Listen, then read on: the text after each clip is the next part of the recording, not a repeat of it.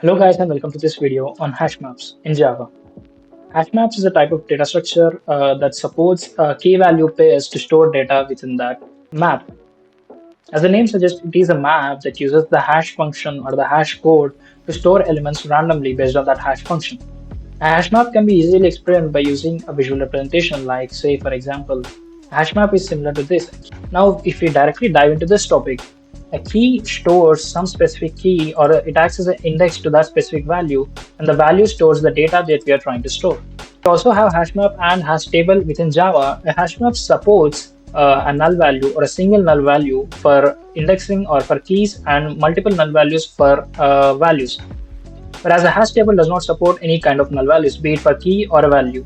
So as you can see in this example, we see that each node or a node is nothing but a box for in simple words, has a key and a value and obviously the next, but let's just forget the next because we don't really use that in our code.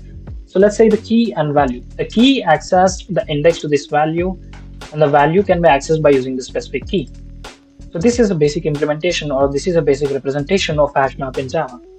So if we have to implement this in our code, let's just go to the code and let's just bring the terminal a bit up so that you can see the output and we clear the terminal.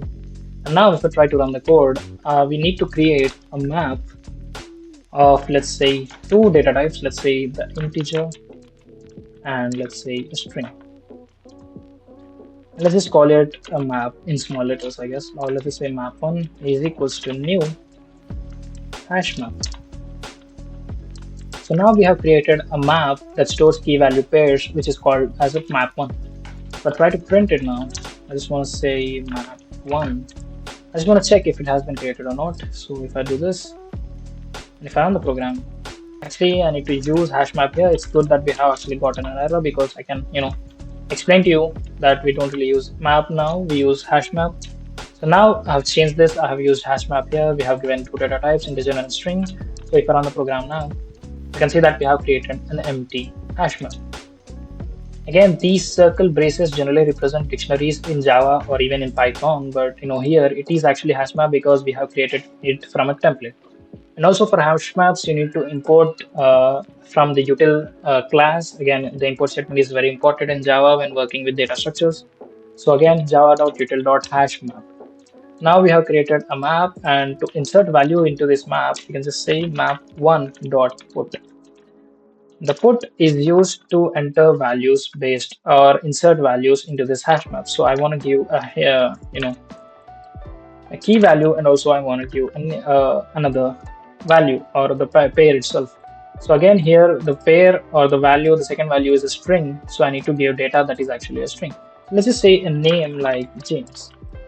Now let me populate this hash map actually. So if I do this and I just paste it, I'll change the key and we'll see what happens. Again, I just need to do this. Let me change the names again. So I'll do Patrick and let's say Squidward. Now again, I have changed the values. I have actually populated this hash map, and if I try to print it and run the program again, we see that we have a hash map that has the first value is James, the second value is Patrick, and the third value is Squidward. And all of these values are accessed based on their keys. Generally in hash maps or even in hash tables that you would learn in the next video, we use keys for almost every operation that we are trying to perform. So to get a specific or to access a specific value within that hash map, we need to do a map name that is map1 dot get. Let's say the object is a key. Let's say the key is 2. And if I run the program, we can see that the second value is Patrick. So we actually get Patrick in this. So this is how we access a specific element within this map. And again, to remove values from this map, we can just say map1 dot remove a specific object. So I'm trying to use it or based it on key. So I can do 3, which is the third key, which is nothing but Squidward. So if I run the program, you can see that the third value has been removed because of this operation that we are trying to do, that is map1.remove. So the three main operations that we are trying to use here are the put method, the get method, and also the remove method. So just remember this because we also use this in hash tables, which I normally use more often than hash maps actually, but it depends on you or the type of projects that you're trying to work. So it's put, remove, and get. We also have get key, get set, which is sorry, not getSet actually. We have keySet, which is used to get all the keys within that hash map.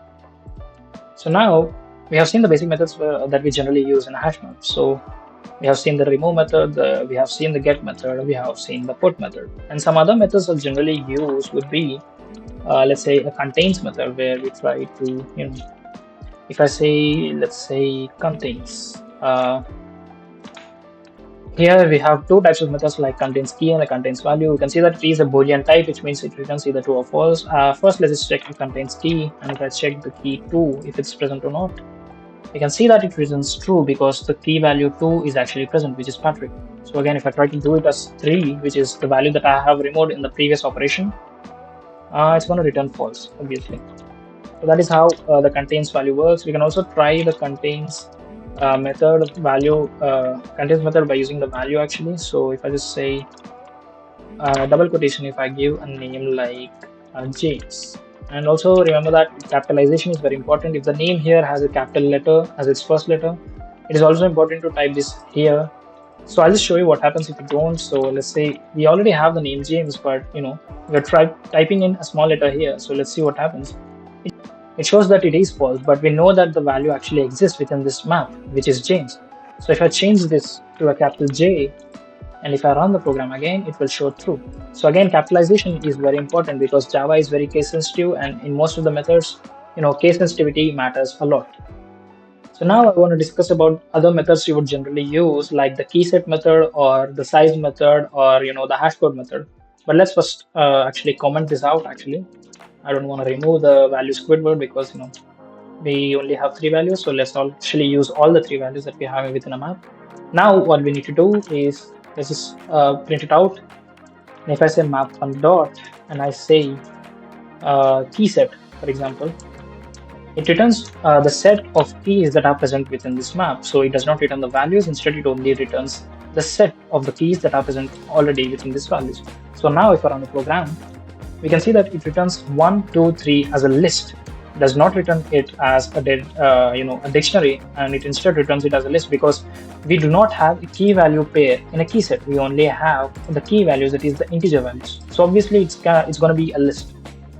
Now another method that I want to show you would be the hashCode method. I guess you can use the hashCode method again to actually check out what the hashCode actually is for this hash function.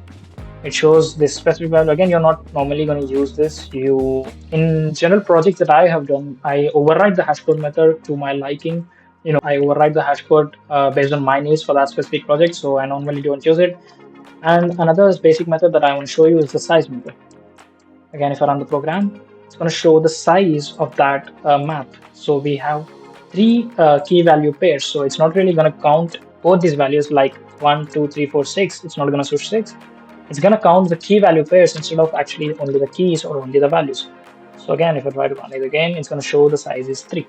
So I hope you have understood all the basic concepts of hash maps in Java and all the functions that you're generally going to use within hash maps. If you have liked this video about hash maps in Java and you have actually understood this video, please make sure to leave a like, share the channel, and also subscribe to this channel. And also turn on the bell icon for more notifications on further updates or further videos. Thank you for watching. See you in the next one.